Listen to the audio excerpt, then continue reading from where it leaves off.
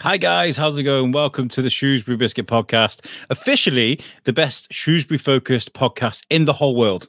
Okay, I'm Alex Whiteley, and today we've got a great task today of speaking to a very local band who you may remember we spoke to at party in the Quarry Park. We're going to be speaking to Chase and August. We hit it off really well after they performed live, and I've finally done it. Every time I take my mic around, I'm like, "Oh, we'll get you on the biscuit for a feature episode." Doesn't always happen, but it has today. We made it happen. So I've been listening to the music all week, but not on my own. I thought I would enlist the help of a good friend of mine from Los Angeles, Mr. George Lugo. How are you, man? Hey, how's it going, Alex? How are you? I'm good. Thank you for helping me today. I know it's a different show.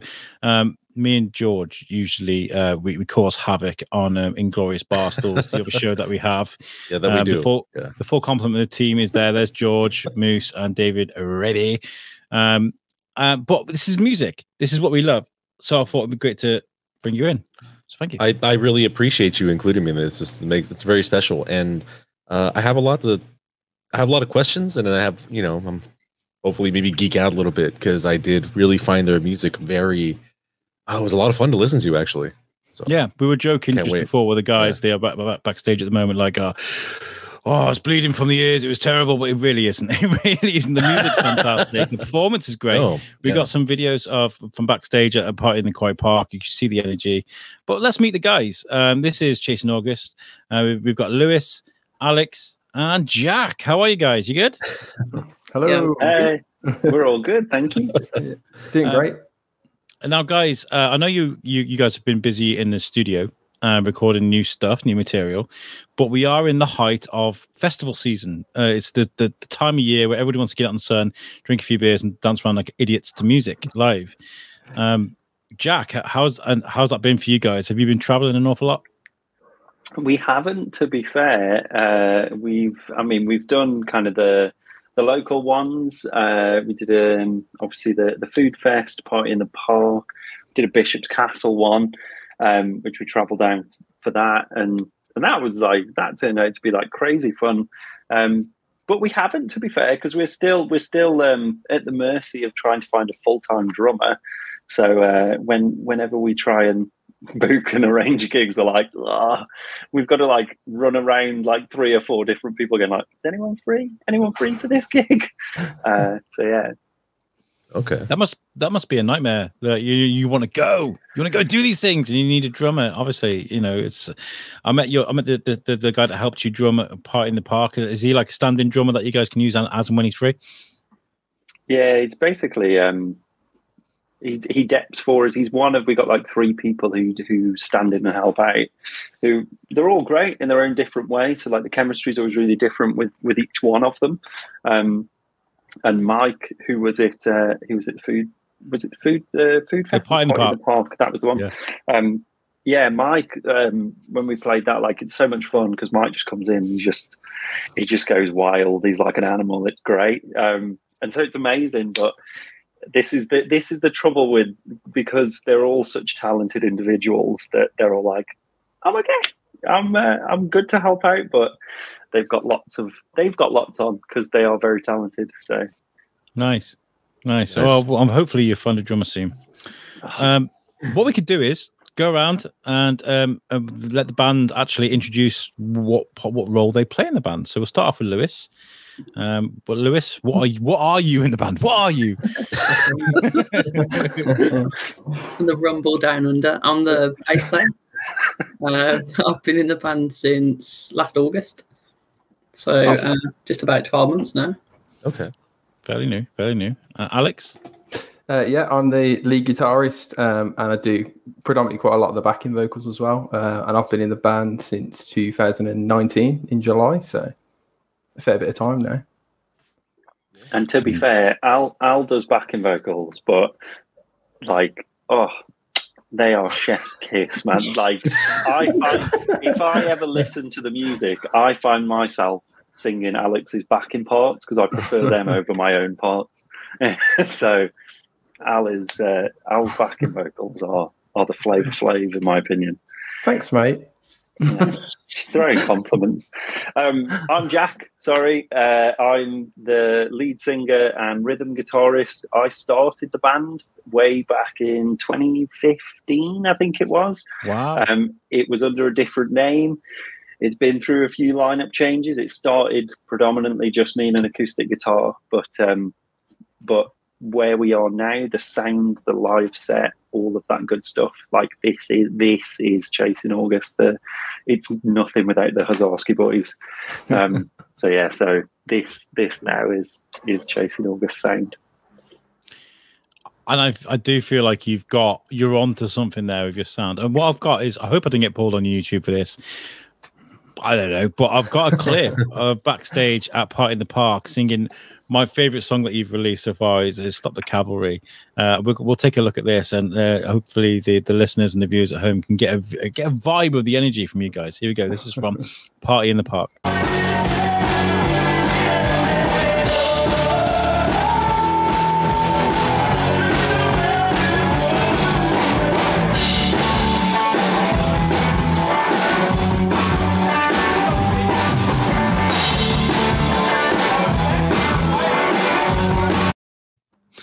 It just stops. I was going to like put that into little clips. It just stops. No editing skills there from Whiteley on that one. Just stops. Just what? Look at the chemistry between you guys. You're having so much fun there. Looks like you guys are having a blast up there. That looks so much fun. We really do thrive in a live environment, I think, don't we? We absolutely love it.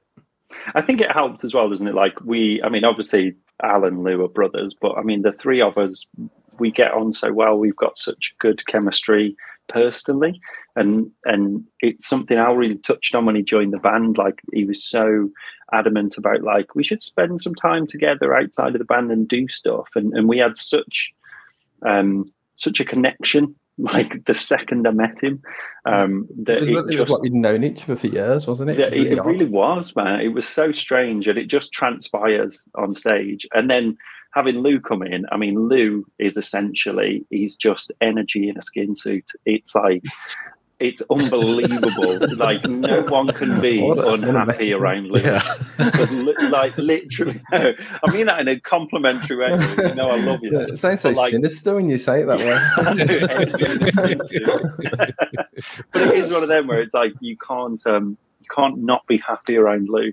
So he just brings that to everything. So when we're on stage, it is stupid fun. If we could take a step back really quick, because you said you started your band in 2015, and you were like, it was like a solo thing, right? And you're doing acoustics. At what point were you like, you wanted to transition and reach out and actually introduce more people into your band and maybe change the sound? Yeah, it was interesting because I used to have a band years ago, and I loved that band. I never thought I'd have another band like it or anything like that.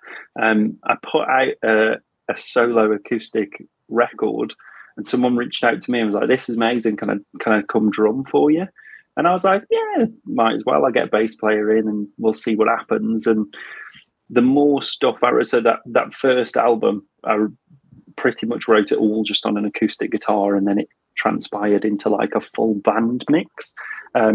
It was I suppose it was just one of those things that slowly started spitballing, and I think for me, I missed having a band. I think it was recently I heard someone attest it to kind of being on a sports team. Now, being very sporty, anyone for polo?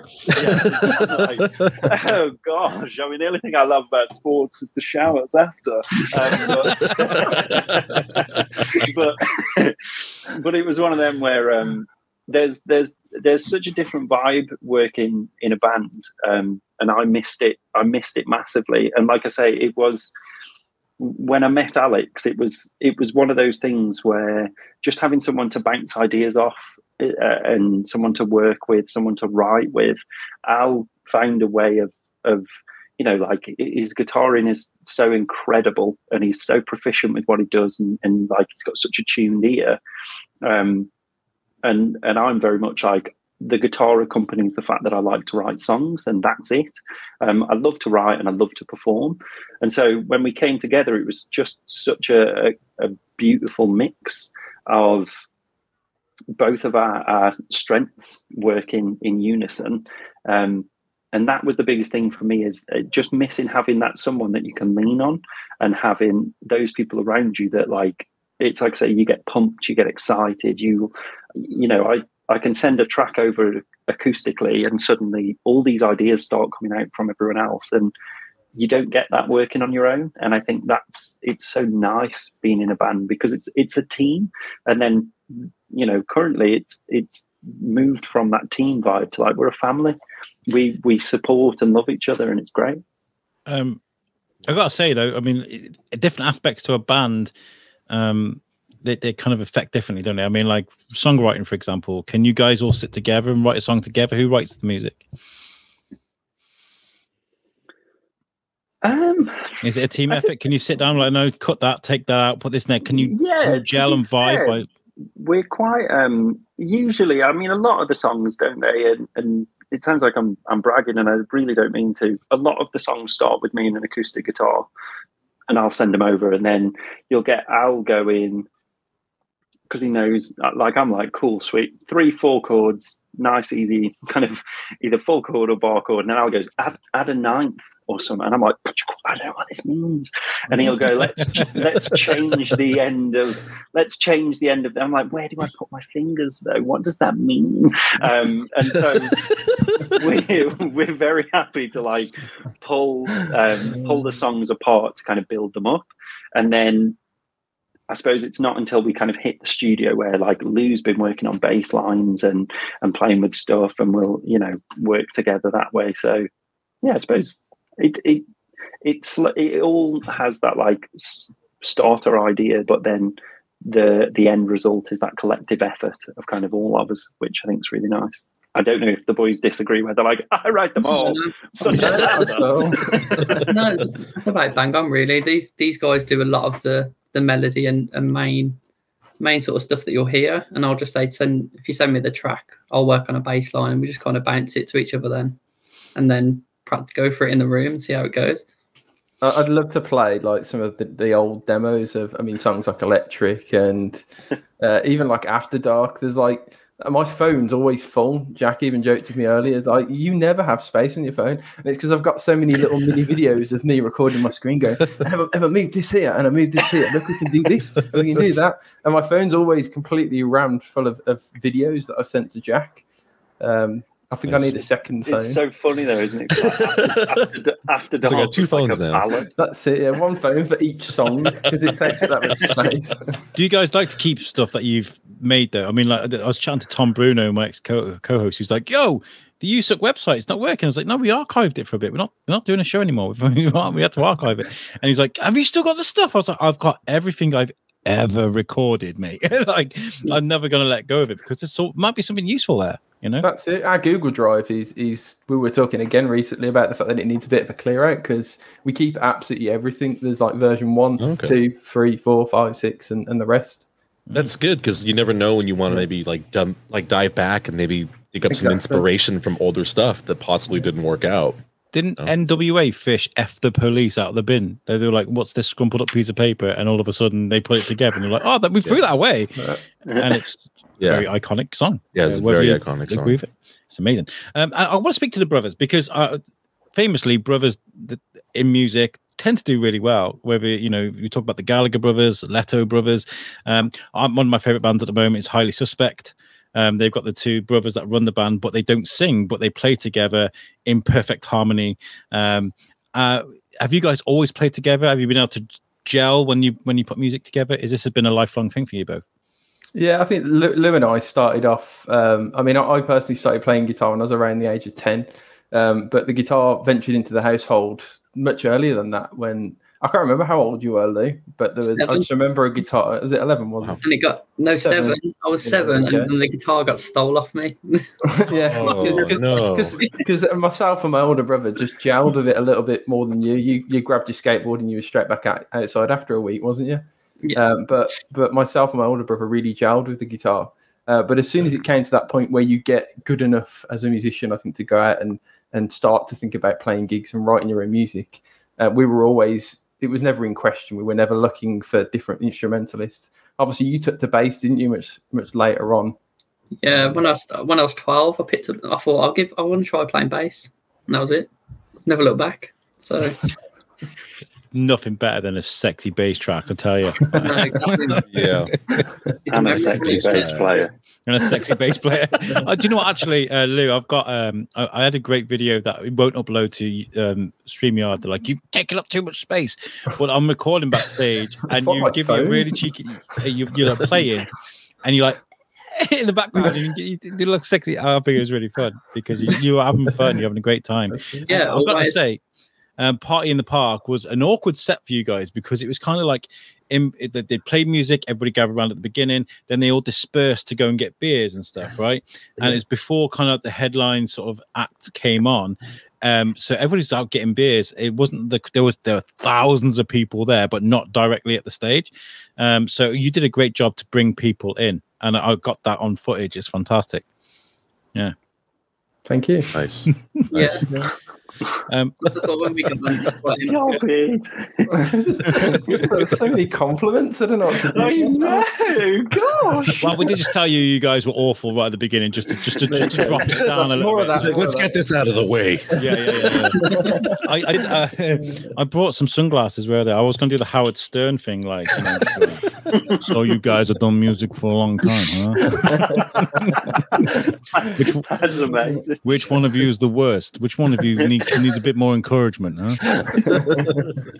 No, that's a serious question.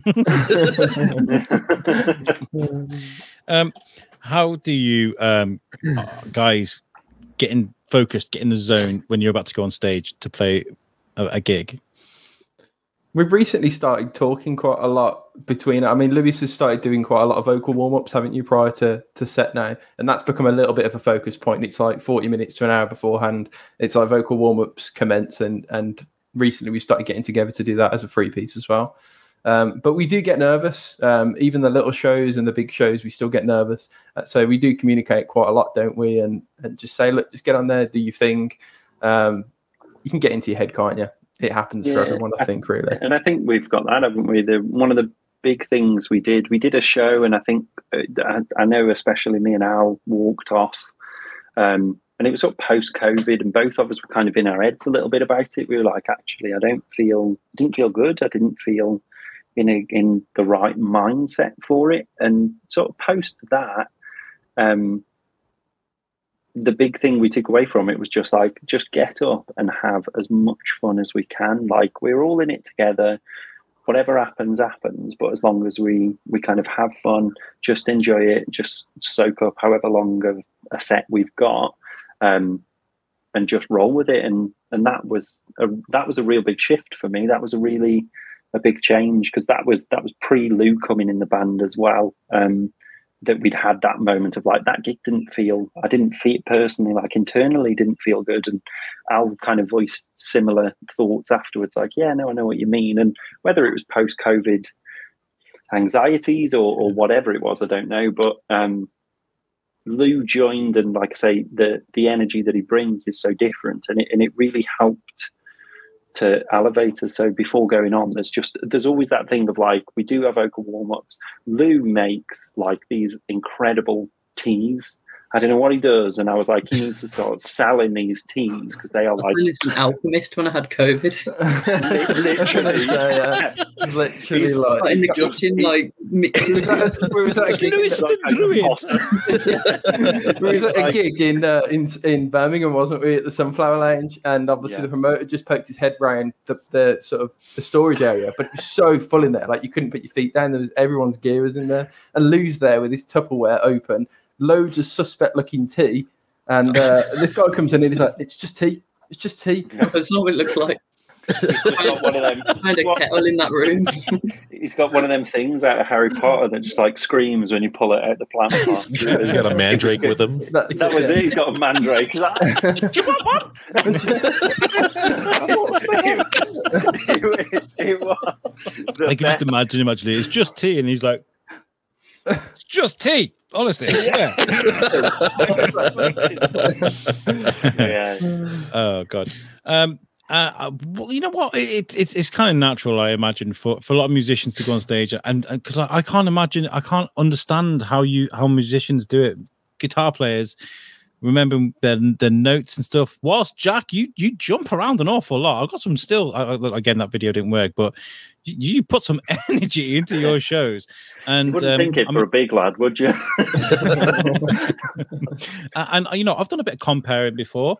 All I got to do is stand there and talk, and I get inside my own head. And I remember I was at the Shropshire Virtual Show. I don't know if you remember this, guys. It was like a hybrid show that they did in Much Wenlock in the Cavalier Centre, and the Shrewsbury Biscuit were like the hosts. So there were thousands of people, we had TV cameras, and we'd be like, "Hey, that was such and such, and coming up next, we've got da da da. But first, we're going to see a video from da da da." And that was us throughout the whole day. But we did a bit of comparing too, because it was like a hybrid event. And I remember I ended the show. I was on stage. "Guys, this has been a great show," and I was like, "Thank you for joining us at the Shrewsbury Virtual Show." It wasn't. It was the Shropshire Virtual Show. made an idiot of myself, and probably in front of like probably 50,000 plus people. You know, it does happen, and I'm just talking. Yeah. Never mind jumping around with a guitar. So hats off to you. You know. Thank you. I think it's that practice time ultimately, and the muscle. I think it's the music as well. Yeah, it is. Yeah, we've had like rough sounding gigs where you're struggling to hear stuff. Mm. And it's like you know where it is, and you know what to play. But it is down to that, just being ready for it, I guess. It's that cliche movie thing, isn't it? You know, when a band gets on stage and there's that mic feedback. And then they play the best show ever. Yeah. Oh yeah, Metal Lords. So, George, I sent you Chasing August stuff. You've been listening to it for the last couple of days from stateside. I mean, obviously the UK and US have two very different sounding music palettes, I guess. What as an American, what do you feel about the music you've been listening to? To be honest, I kind of oddly just felt inspired to do stuff, you know. I like the vibe that you guys put off. They have a great sound. The first thing that he sent me to listen to was the Chasing the Cavalry. I'm sorry. Call the Cavalry. Call the Cavalry. And I really enjoyed that sound. So I kept listening more, and then I was listening to I think it was your self-titled album, and one of my favorite songs on there was Pages, and it hit like a note where like it hit me, and I was like, oh. I'm sorry, I didn't mean to swear, but I'll beep it out. It's fine. It's fine. It would hit a spot where I was like, man, I feel this. So you guys make incredible music. And one of my questions was, where do you get your inspiration, to actually write all this stuff? Do you guys because I know you said that you create the music and then everyone kind of like joins in. How much of the whole band comes in and makes a song come to, fruition? Yeah, I think all of us, to be fair, all of us adds our own kind of flavor and flair and influences to it. I'm massively influenced, and I think you can hear it in it, and it's always something we've laughed and joked about, and in school it was even worse, but I always sing with an American accent because I grew up loving American bands like Blink-182, 30 Seconds to Mars, Kings of Leon, Foo Fighters, all of that good stuff. So I really love that type of I don't know, pop punk, skate punk, alt rock, whatever you want to call it. Like that's my vibe. And so for me, the biggest influence in that has always been kind of that. I always wanted to do those like anthem-y sounding songs where it was like I want to do that like Angels and Airwaves style stuff. One of my top bands, love them, and like 30 Seconds to Mars style vocals. And so I think it's one of them where, we all contribute our different influences, which I think is what forms the sound so well, because our influences aren't too far apart. We've all got similar bands that we like, but then we've all got different ones. And I think that feeds into it. And then lyrically, I made a real big shift when I wrote for Chasing August. In the lyrical sense, I wanted to write more true to myself and realistic. So I write stuff that has meaning to me or my personal experiences, but I wrote them in a more metaphorical way. Whereas in my previous band, I always wrote fantasy. So I know it, and it's really weird because at the time and a couple of the tracks when I listen back to them anyway, from my old band, I always remember like what was happening at that time, because I was like, oh, that was based on this book I was reading.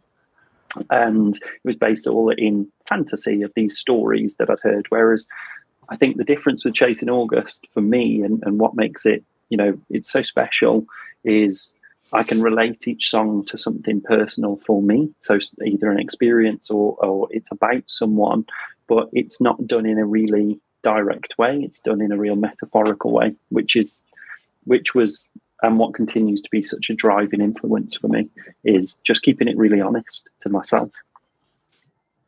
We really experimented as well, didn't we? From a writing perspective, I know earlier, Jack, you touched on the idea that you, rightly so, a lot of the songs like Wonderless, for example, it started with Jack on a guitar and vocals, whereas a song like Electric was completely composed before any lyrical content existed.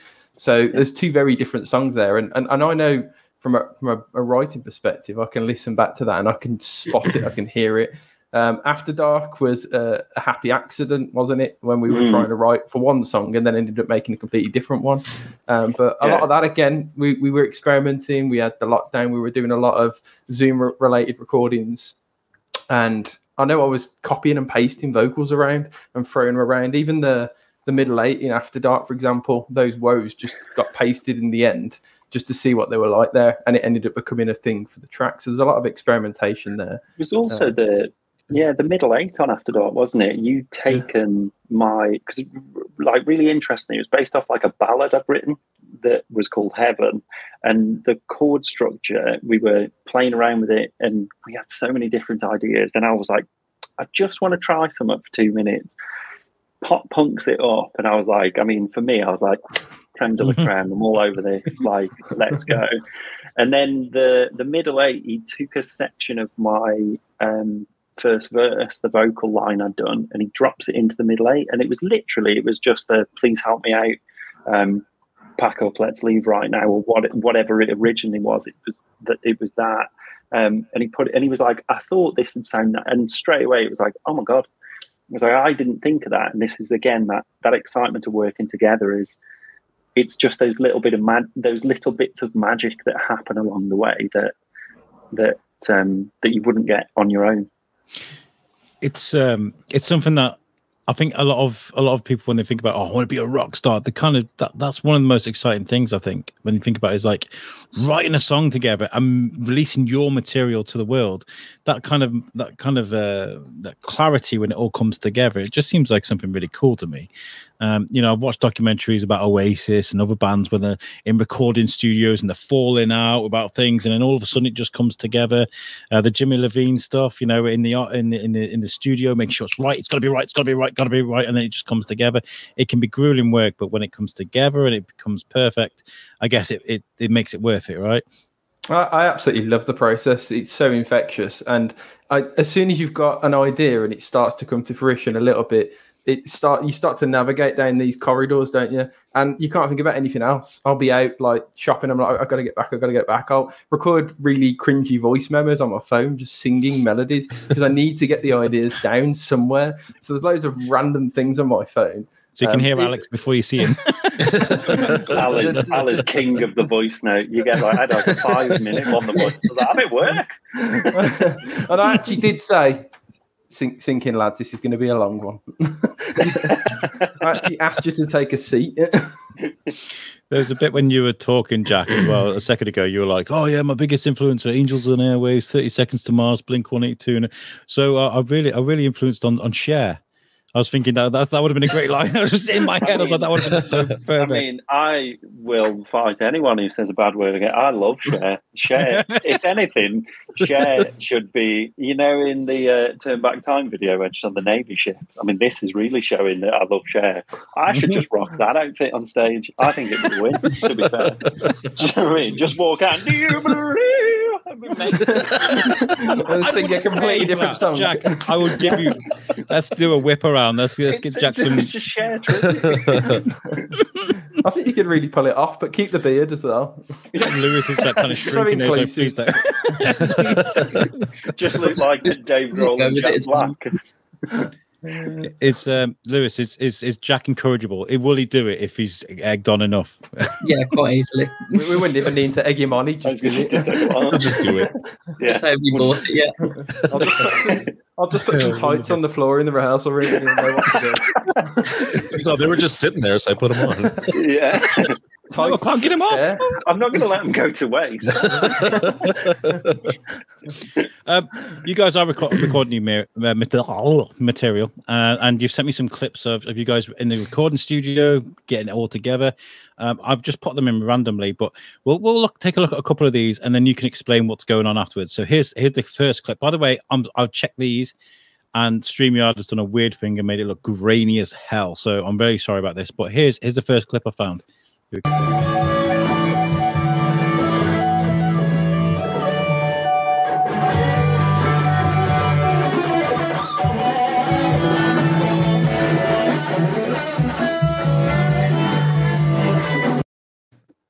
What was that? I looked at that and I thought, what is going through your head? It was I get lost in myself, don't I? No. It's classic Al when he's hit a dud note recording and he'll just play just something totally mental. It's like this thing. It puts me down that I've made a mistake, so I have to make up for it somehow. Yeah. That clip is shortened as well. That goes on for quite a while. Yeah. For the audio listeners at home, Alex is playing a jam on the guitar, and then it pans to Lewis, and he's just shaking his head at him like, "What?" I've got this typical like lead guitarist syndrome where I'm like, "Does it need a solo? It definitely needs a solo. Let's try a solo." Don't do a solo. When's my solo? Why do a solo? Okay, well, let's have a look at another clip right here.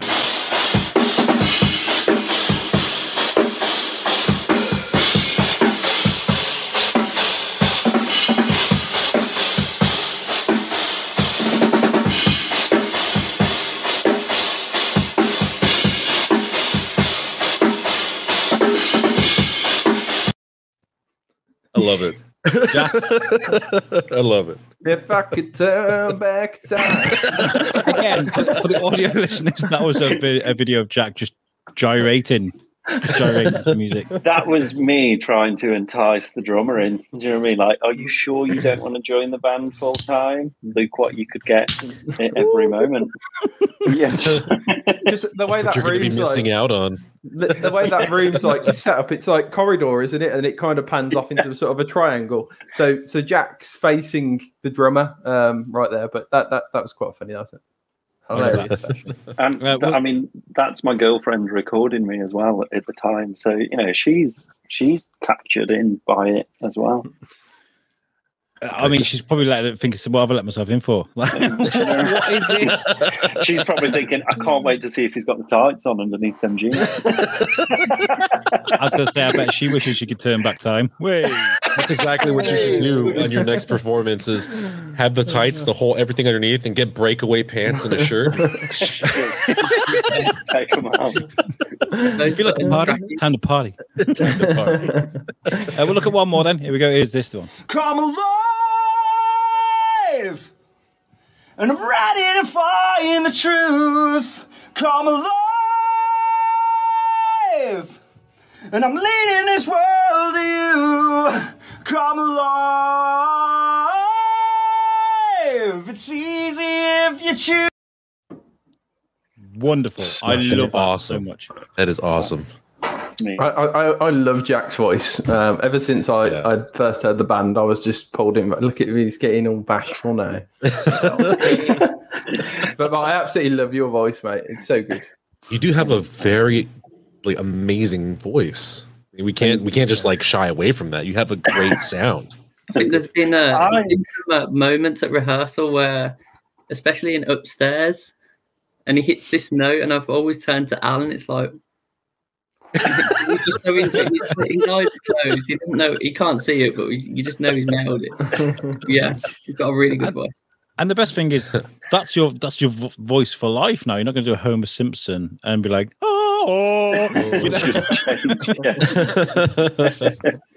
Yeah, I've got some recordings from college where my voice is very ropey. Yeah. Well, you know, it's. Do you think this is a good question to ask? Actually, do you feel like after a few years your voice gets better or worse? I don't know, really. I think it depends on how you look after it.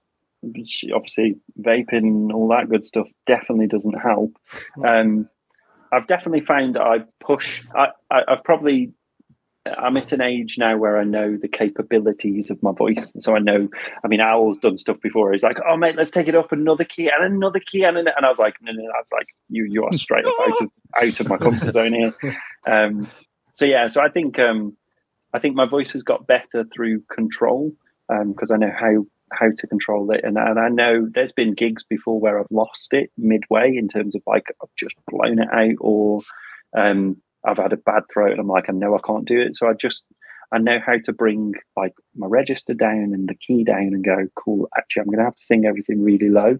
So yeah, I think it gets better just through control and just practicing as much as I can. What about you, Alex?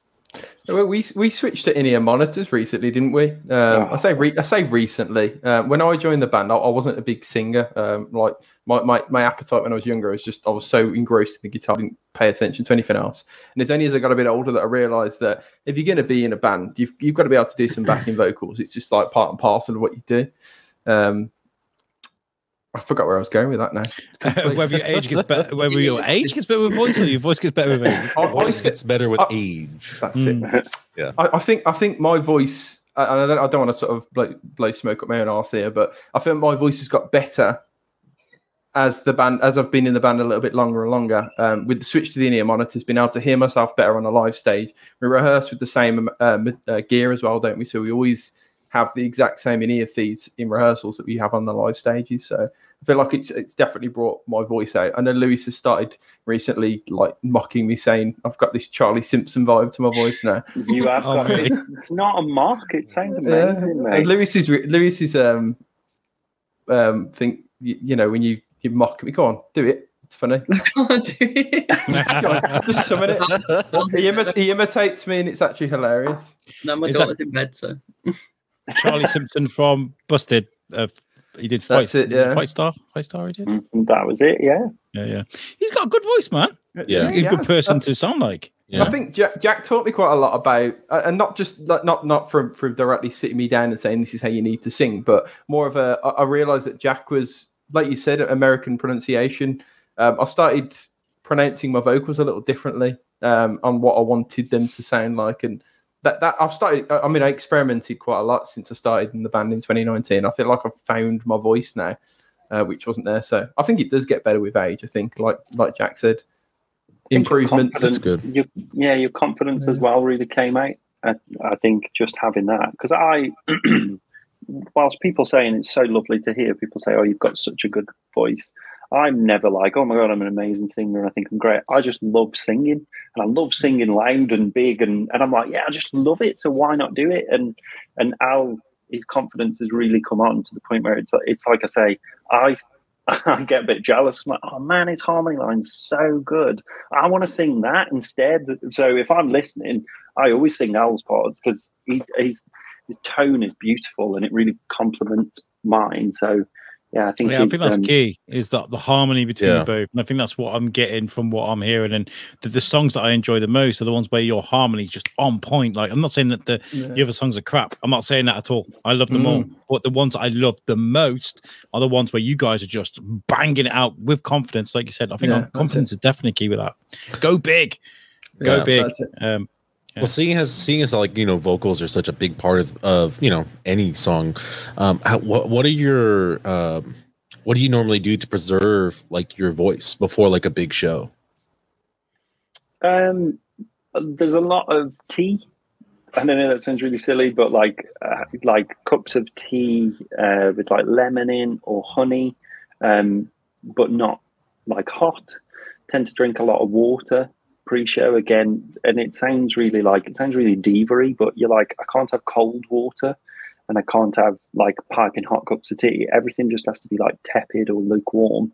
Because because it's really good for the vocal cord. And I did a lot of like, I've read so much stuff about how to preserve and maintain it ahead of shows. There's more I could definitely do and would like to do. A really good meal, as daft as it sounds, because of the energy. If you have something that sustains your energy, it's similar to, like I said, like sports and like a football team. You want something that's going to not bog you down and be really like claggy on your throat, so like nothing like dairy and stuff like that.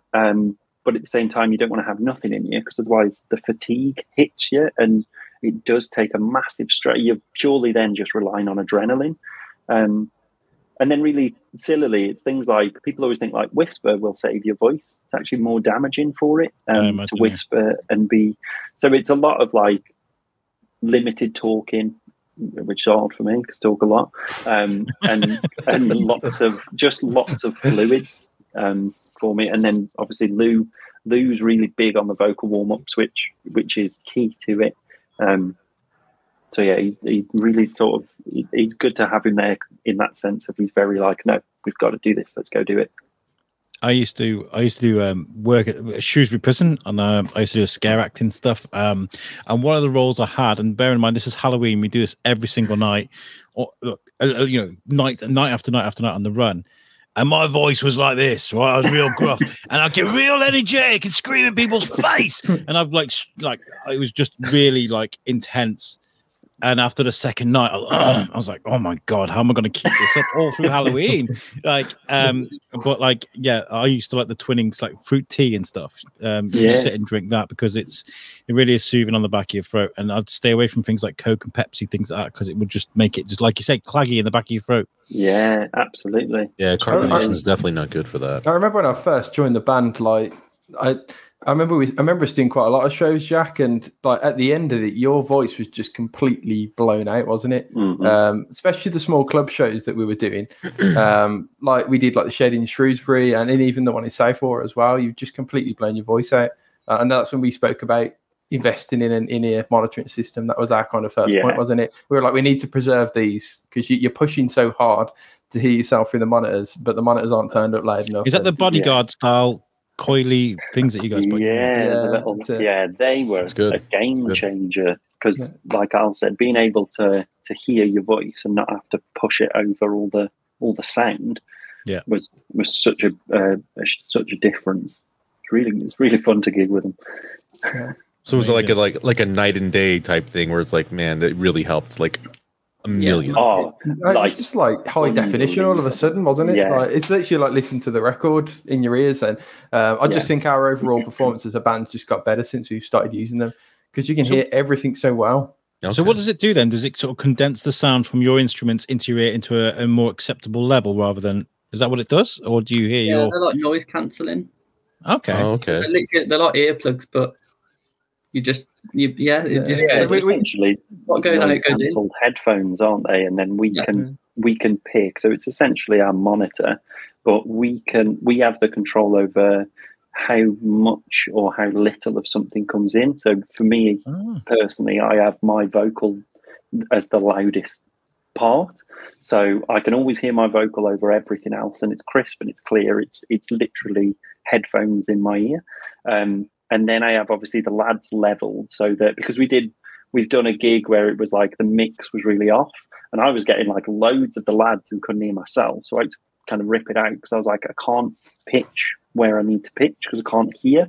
The guy's like, "Will you shut up? Are you singing over us? Yeah. What are you so loud for, Jack?" So loud. It's just from the music being so loud and everything being distorted. You're not exactly sure where you need to be. Yeah, makes sense. Yeah, it's so off-putting, and you can get into your head so much on a live stage. There's been quite a lot of shows we've done where we've, for whatever reason, not been able to use our own equipment because the engineers are like, "I've got to decimate the whole stage to put that into our system, so this is what I can do for you." So they'll send us some in-ear sends from their own console, and it's never what we rehearse with, what we used to. So there's been so many shows where it's been really awkward, isn't it?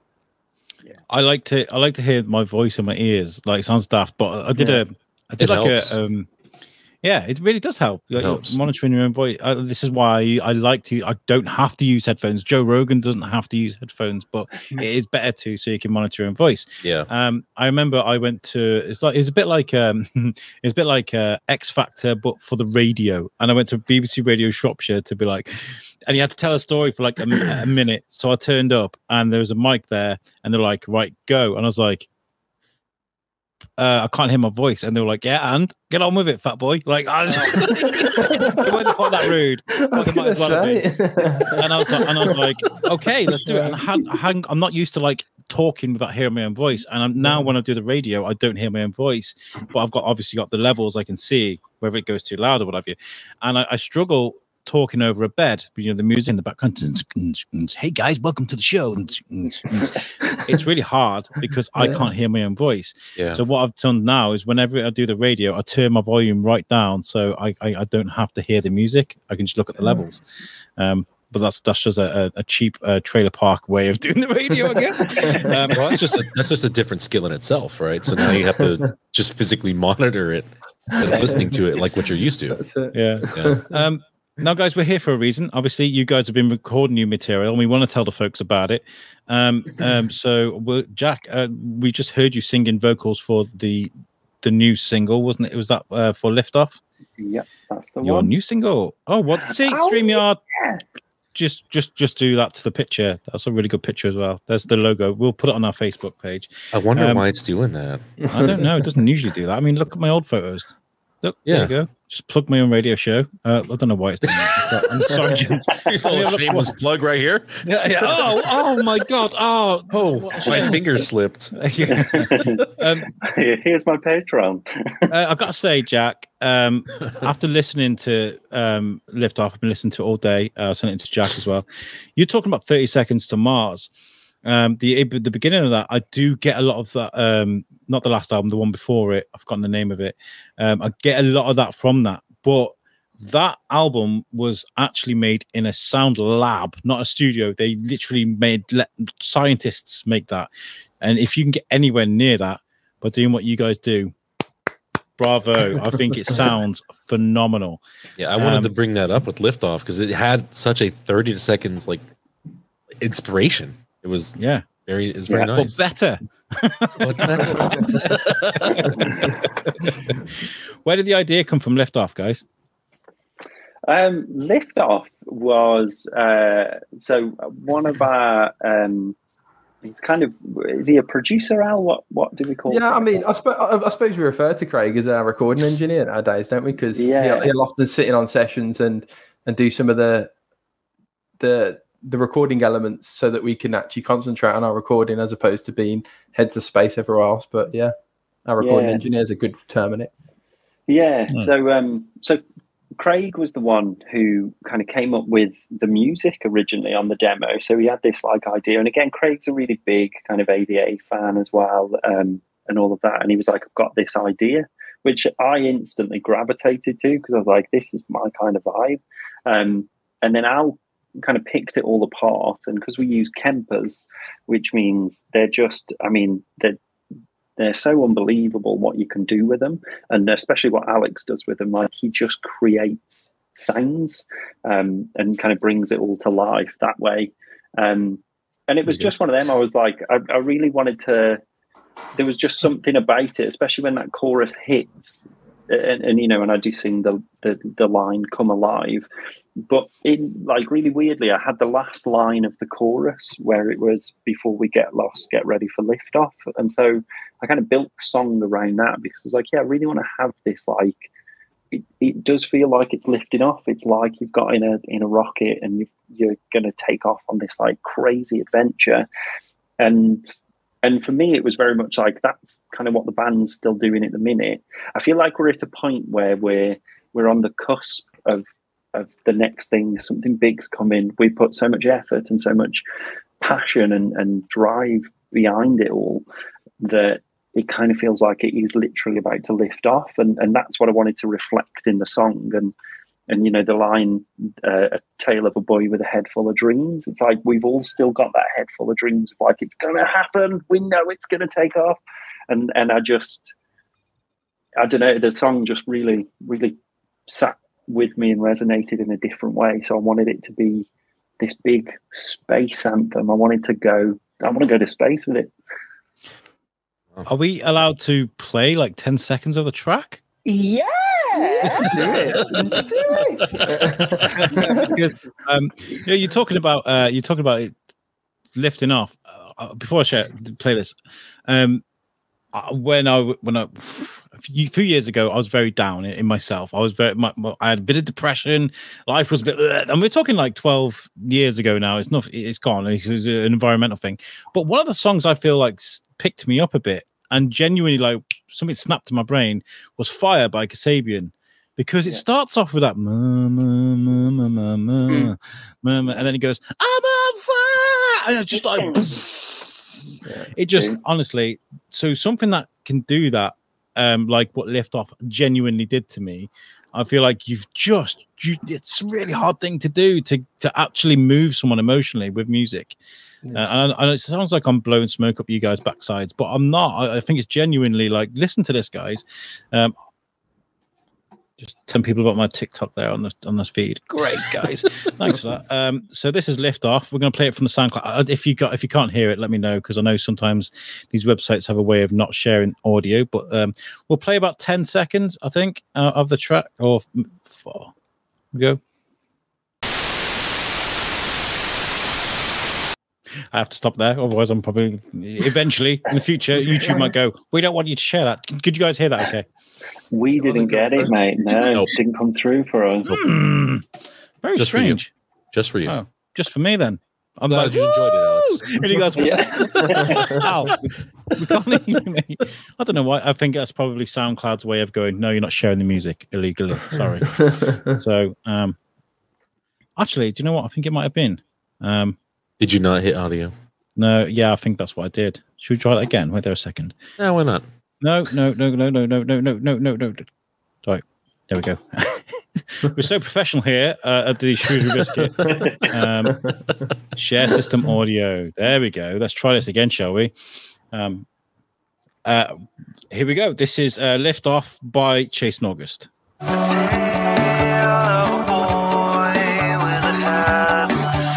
Would you take a risk?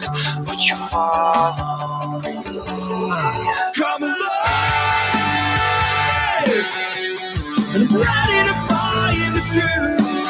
Come alive. And there we go. That's all I'm going to play. Love it. Fantastic, guys. That is an amazing sound. How long did it take to get that perfect? We tracked across quite a lot of sessions, didn't we? So the video from earlier where Jack was gyrating in front of the drum kit, that was session 1. So that was drum session. That was done in one day. We took on self-production, didn't we? Quite a couple of singles back. So Electric and After Dark and Wonderlust and Liftoff are all self-produced, but we outsourced the mixing and mastering. So we do all of our own production basically in that regard.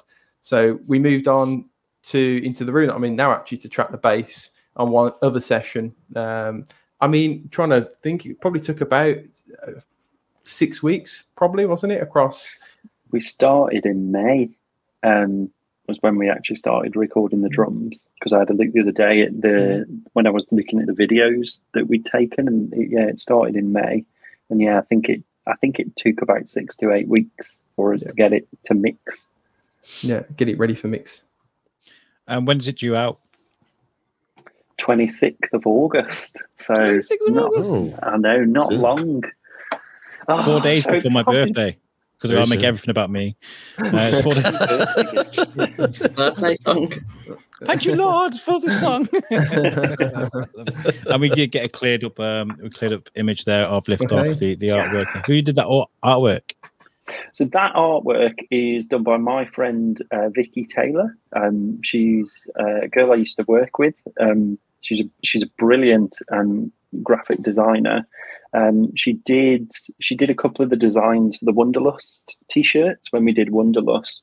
And I was like, "Oh, this is amazing!" So we were chatting straight away, and I was like, "Oh, can you design me some stuff for Liftoff?" And she really she really enjoys designing to music. She finds it really inspiring because she's like, I can really design to music. It's a really useful way. So she started building all this, and I was kind of like, I want it to be spacey. I want it to feel like it could be a patch that you wear, and stuff like that. Yeah. And so Vicky did that for us, and she's done the merch range for it as well. That'll be coming out soon. So we've got like the little spaceman drinking a little juice, and he's sat on a moon. So so there's some really cool stuff coming with it. If you guys have a hat coming out, I'm gonna have to pre-order one of them. I love my hats. I do love hats. Yeah, the biscuit guy walking around with a Liftoff hat. I mean, you got to see this. Jack loves the merch as well. He loves sitting on the merch store for hours and making designs. And I literally I'm so, because there's a version of the front cover. So my nickname is Norks because my surname is Norcup. Good old Jackie Norks. But there's a version of the rocket. You'll see it says on the single cover, it says R2FTT. So what we try and do in a lot of our designs or a lot of our stuff is we drop like little hidden messages in everything. But there's a version of that design that just says Norks on it instead of R2FTT, because I love my custom merch. Good. That's awesome. You guys look and sound fantastic. Where can the listeners and the viewers find out more about you? Social media, websites, what have you got going? Go on, Lou. Tell them. Go on to our link tree. It will link you to absolutely everything. So I don't even know what the starting link tree is. I don't know what the link tree. Basically, just look for We Are Chasing August on pretty much every platform, and you'll find us. I need to look into Linktree because it's like, I got the podcast and the websites and then the social media and then the LinkedIn and the blah blah blah blah. So yeah, that's a great idea to get. Yeah. Well, guys, I think you're fantastic. Honestly, we hit it off really well after the festival. I'm glad we kept in touch. And I want to wish you the best of luck with the single. Is this going to be part of an LP, or are you making an album? See, we've been releasing like singles after singles after singles, haven't we? But we have recently discussed that the next thing we want to do is an album. So there's potentially one other that follows this, and then we're going to do the album. So definitely one more. Yeah. And I think really importantly, have you got any shows coming up? People can go and see you live. Yes, we've got Loop Festival in Shrewsbury, which is the 17th of September. Hey, did you start following me on Instagram? I need to reach out to those guys. Yeah, they're doing it's to raise. It's like, I think it's 50 bands in 10 venues across the day in Shrewsbury, and it's to raise money for the neonatal unit. So we were like, yep, sign us up. We're on board. Let's do it. And we can't go without mentioning the Shropshire Music Awards. I'll be speaking to them next week. Did you guys get nominated for something by them? No? We didn't. No. We haven't. Like, no one likes us. No one actually likes us. But I feel like we should be in America because they might like us more. George, would you have them in America? Oh, definitely. Yes, definitely. I love the sound. I mean, you guys are great. The new song Liftoff is very LA, and that sounds like a weird thing to say, but it seems like it really is. It really is. So there you go. Maybe George can sort of organise a little LA tour for you. Get in touch with some venues. That's good. I'm well up for that. All of a sudden, I'm the LA manager now. That's it. You're the Can we stay at your house? Can you stay at your house? We haven't got that much money. Tell them we just want pain and tights, and we'll be fine. Okay. Get the tights. We'll get the tights. Can you imagine that? Look, a tour manager.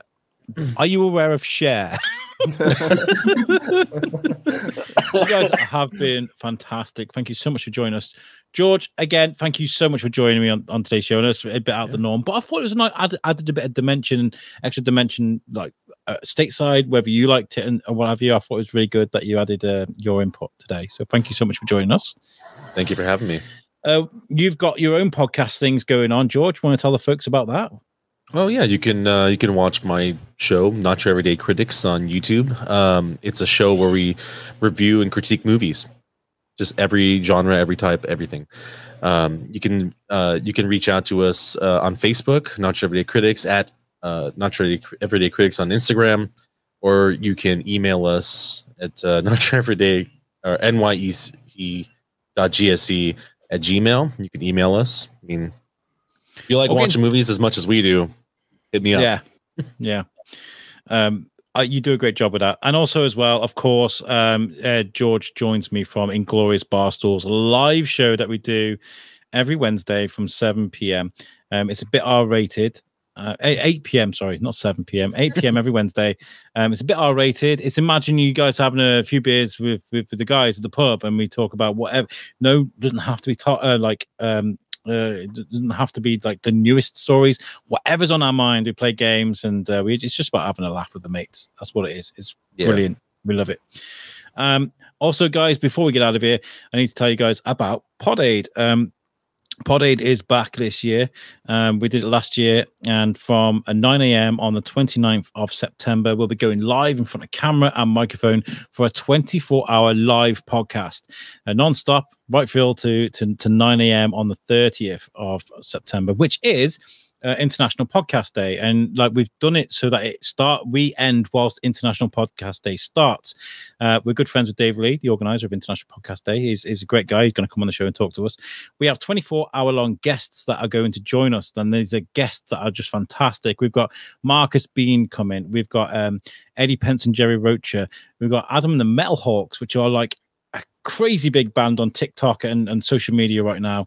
And are you guys aware of this guy? He looks like a young Jack Black. It looks and sounds like Jack Black. I'll have to send you the link. They're fantastic. Yeah. We're going to be raising money for Lingen Davis. Last year we raised over £3,000, so we're going to try and beat that.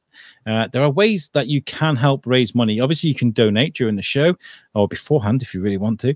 Or if you've got a company, a business, a band, a podcast, whatever it is you've got, you can sponsor an hour. So for an hour-long slot for £100, you can display your logo, and we'll be like, this hour is brought to you by George Lugo. He is, and then we'll make a big deal out of it. Tell people about your company. It's a good way to help a charity and get the name out there too. So Podaid, which is the 29th of September. Wonderful. Right, let's get out of here, guys. We were meant to do this in 40 minutes. It's been over an hour. Sorry, gents. That's me. We will catch you guys next time. Peace out. Thank you. Thanks, Alex.